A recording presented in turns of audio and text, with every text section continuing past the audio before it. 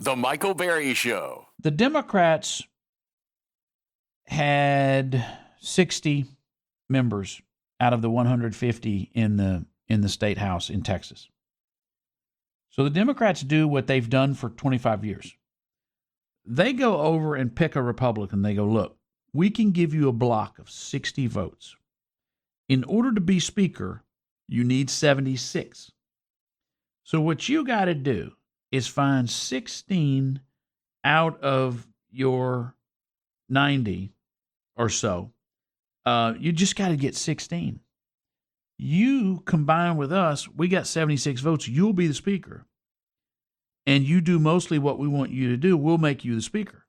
Well, that guy's never the most conservative. If he was, he wouldn't agree to be elected by the Democrats. He would be supported with 90%, with the 90 Republican voters. So you got a lot of squish Republicans, at least 16. So you've got your hardcore Republicans over there going, wait a second. They've already rigged the election by going behind the scenes and cutting a deal with the Democrats. So then if you're Steve Toth and Mitch Little and all these guys, you come running out and you go, hey, they rigged the system. And Texas Scorecard will tell about it, and I will tell about it, and Luke Macias will tell about it, and your Republican precinct judges will tell about it. But the Chronicle, Texas Monthly, Texas Tribune, they're not going to tell what happened because this is how Democrats still govern the state. Well, then it gets worse. Abbott desperately wanted his school voucher program, which turns out not to be such a good program. But whatever, he gets to say he got his school vouchers, and that's what he's going to run for president on. And in order to do that, they needed some Republicans to vote for it who are in rural districts where the largest employer is a school district. So they didn't want to be for it.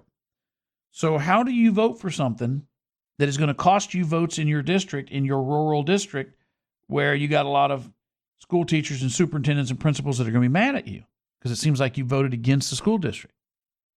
So Abbott went to Trump's people and got them to agree that they would endorse anybody who voted for school vouchers. Well, Trump's worried about bombing Iran. He's not looking at the internal activity of what's going on at the State House in Austin.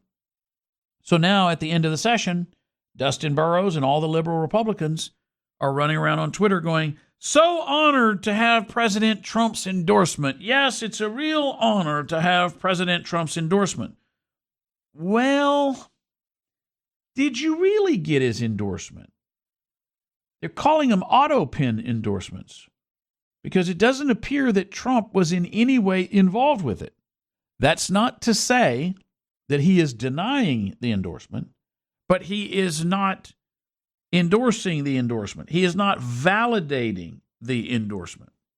There was a wonderful piece written by a guy who writes under the name Amuse. I don't know who he is, but he writes very, very perspicacious things on state of Texas political, particularly the internecine workings of the state capitol that most people back home don't know about. These guys are pros.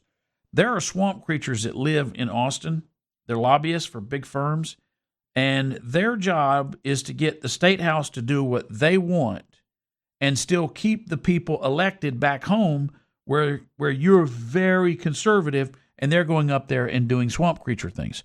That's their job is to make sure this happens and that they get the protection for these people. All right, so he writes, the Autopen endorsements, betrayal in the name of Trump. Let us begin with the premise so basic it should not require stating. An endorsement from a president is a deeply personal political act. It is a deliberate extension of political capital, a gesture imbued with consequence and intent. In Donald J. Trump's case, the value of his endorsement is almost talismanic among Republican voters. It elevates, protects, and often determines electoral destiny. But what happens when the gesture is no longer personal? What if the president's name is used not as an expression of will, but as a tool of manipulation? What if those surrounding him use the prestige of that endorsement not to defend his agenda, but to undermine it? Such appears to be the case with a recent spate of endorsements in Texas.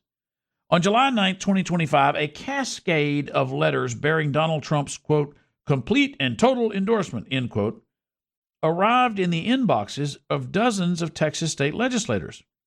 These were not ordinary legislators. They were, in many cases, enemies of the president's America First agenda, representatives who openly opposed Trump's closest allies and voted to impeach Attorney General Ken Paxton, a longtime Trump supporter and ally.